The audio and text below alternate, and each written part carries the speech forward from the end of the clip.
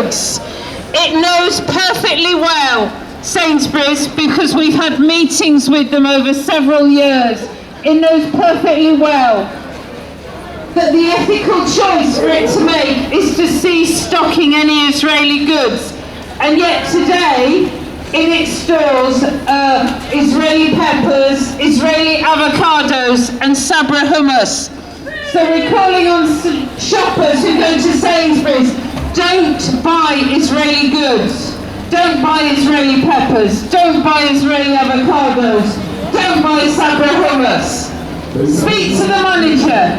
If you're a loyal Sainsbury's customer, then speak to the manager and tell them they have no need to be complicit in Israel's ethnic cleansing, in Israel's theft of Palestinian land, in Israel's genocide of the Palestinian people. Tell Sainsbury's it can be on the right side of history. If you work at Sainsbury's, speak to your manager. Ask them, why are they stocking Israeli products?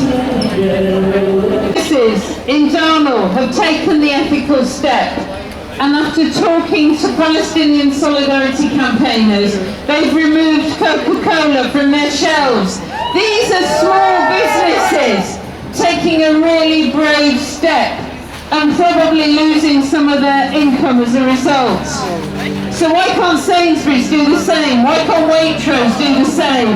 And all the other huge supermarket chains? Coca-Cola operates a factory on the Atoyat illegal settlement on stolen Palestinian land.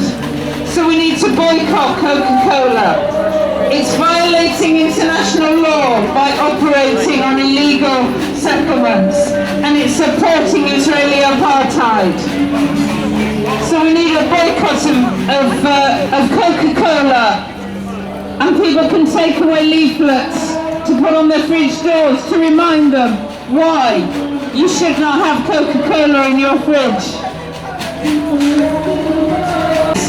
And Waitrose and all the big supermarket chains could make a real step towards proper solidarity with Palestine and with the Palestinian people, and ending complicity with Israel's apartheid and genocidal regime. They could do it tomorrow.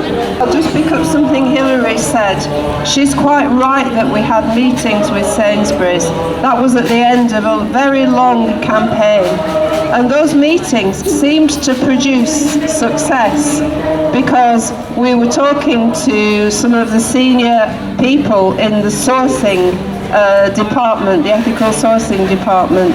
And there was a breakthrough when we thought that when they told us that they were going to red flag Israeli produce, they explained that this meant that Israeli produce would have to have a really good business case for being on the shelves. For example, that it couldn't be produced anywhere else.